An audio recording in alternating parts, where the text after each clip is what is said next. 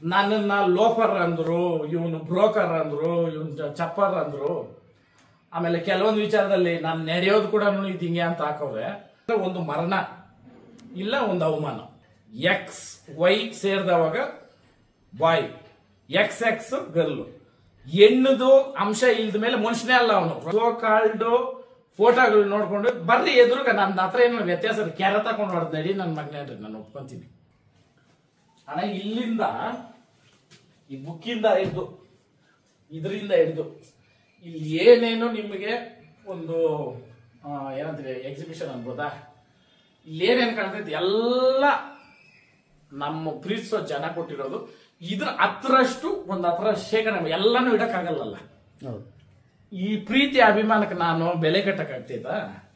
ನನ್ನನ್ನ ಲೋಫರ್ ಅಂದ್ರು, ಇವನು ಬ್ರೋಕರ್ ಅಂದ್ರು, ಇವನ್ ಚಪ್ಪರ್ ಅಂದ್ರು. ಆಮೇಲೆ ಕೆಲವೊಂದು ವಿಚಾರದಲ್ಲಿ ನಾನು ನಡೆಯೋದು ಕೂಡ ಇದು ಹಿಂಗೆ ಅಂತ ಹಾಕೋರೆ. ನಾನು ಒಂದೇ ಒಂದ್ ಹೇಳ್ತೀನಿ, ನಾನು ಇವತ್ತು ಭಗವಂತನ ಕೆಲಸ ಮಾಡೋನು. ಕರ್ಗ ಬರೋದು ಅಂತಂದ್ರೆ ಆ ತಾಯಿನ ಹೋಲಿಸ್ಬೇಕಂದ್ರೆ ಅಷ್ಟು ಸುಲಭ ಅಲ್ಲ. ಅದ್ರ ವಿಡಿಯೋ ಕ್ಲಿಪ್ ಕೊಡ್ತೀನಿ ನಿಮ್ಗೆ. ಆ ಅಮ್ಮನ್ ನೀನು ಇದೀಯಾ ಅಂತ ಅಂದಾಗ ಮಾತ್ರ ನೀನು ಈಚ್ ಬಿಡೋದು.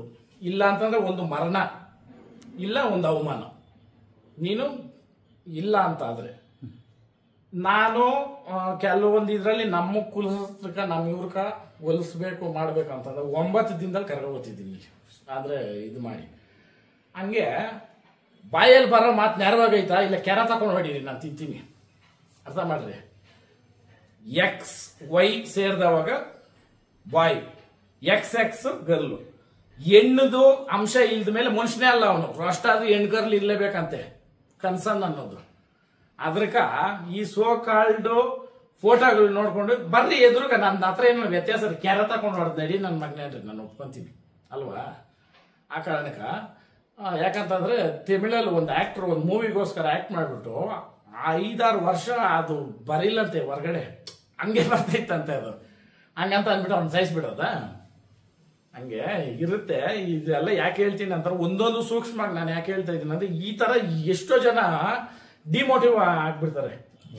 ಈ ಕೆಲ್ಸಕ್ಕೆ ಬಾರ್ದು ಅವಿವೇಕಿಗಳು ಮಾಡೋದು ಈ ಕೆಲಸಗಳನ್ನ. ಅವ್ರು ಏನೇನೋ ಅಲ್ಲ ಅಂತ ತಿಳ್ಕೊಬೇಕು ನಾವು ಅಷ್ಟೇ. ಇವಾಗ ಉತ್ತರ ಕೊಡೋ ಕಾಲ ಯಾಕೆ ಬಂದೈತೆ ಅಂತಂದ್ರೆ ನಮ್ಮನ್ನ ಪ್ರಶ್ನೆ ಮಾಡ್ಬಿಟ್ಟು ಹೋಗಿ ನೀನ್ ಸೇಫ್ ಆಗಿ ಕುತ್ಕೊಂಡ್ಬಿಟ್ಟು ನೀನ್ ಇವಾಗ ನಿನ್ ಕೆಲಸ ಆಗ್ಬೇಕು ಅಂತ ಅಂದವಾಗ ಗೊತ್ತಿಲ್ದಿರ ಇದೆಯಲ್ಲ, ಇವಾಗ ಬರ್ಬೇಕು. ನಾನು ಒಪ್ಕೊಂತೀನಿ. ಅವಾಗ ಸೋ ಕಾಲ್ಡ್ ನನ್ನಿಂದ ಹೋಗಿರ್ತಕ್ಕಂಥ ಡ್ಯಾಶ್ಗೆ ಫುಲ್ ಸ್ಟಾಪ್ ಇಡ್ತಾ ಇರೋದು ಇಲ್ಲಿಂದ ಸ್ಟಾರ್ಟ್ ಆಗೈತೆ. ಇದನ್ನ ನಾನು ಒಂದ್ಸಲಿ ನಿಮ್ಗೆ ಯಾಕೆ ತೋರಿಸ್ತಾ ಇದ್ದೀನಿ ಅಂದ್ರೆ ನಮ್ಮ ಲಿವಿಂಗ್ ಏರಿಯಾ ಇಂದ ಹಿಡಿದು ಎಲ್ಲ ಇಲ್ಲೇನೈತೆ ಕಂಪ್ಲೀಟ್ ಅಲ್ಲಿಟ್ಟಿರೋ ಸಮೇತವಾಗಿ ಎಲ್ಲ ಇವರು ನಮ್ಮ ಅಭಿಮಾನಿಗಳು ಕೊಟ್ಟಿದ್ದಾರೆ. ಭಗವಂತಗೊಂದು ಕೈ ಮುಗಿದು ಆಯಪ್ಪನೇನೆ ಸತ್ಯಾಸತ್ಯತೆಗಳು. ನಾನಂತೂ ಹೊರಗೆ ಬರ್ಬೇಕಂತಿಲ್ಲ. ಯಾಕಂತಂದ್ರೆ ನನ್ನನ್ನ ಇಲ್ದಿರೇ ಇರೋದು ಮಾಡಿ ಅವ್ರೇನು ದೊಡ್ಡವರಾಗಿಲ್ಲ. ಬಟ್ ನಾನು ಅವ್ರು ಇರೋದು ಮಾಡ್ಬಿಟ್ರೆ ಅವ್ರ ಊರಲ್ಲೂ ಇರಲ್ಲ. ಅದು ನಡೆಯೋದು ನೆಕ್ಸ್ಟ್ ಬೇಡ ನಮ್ಗದು. ಬಟ್ ನಮಗೆ ರಿಲೀಫ್ ಬೇಕು.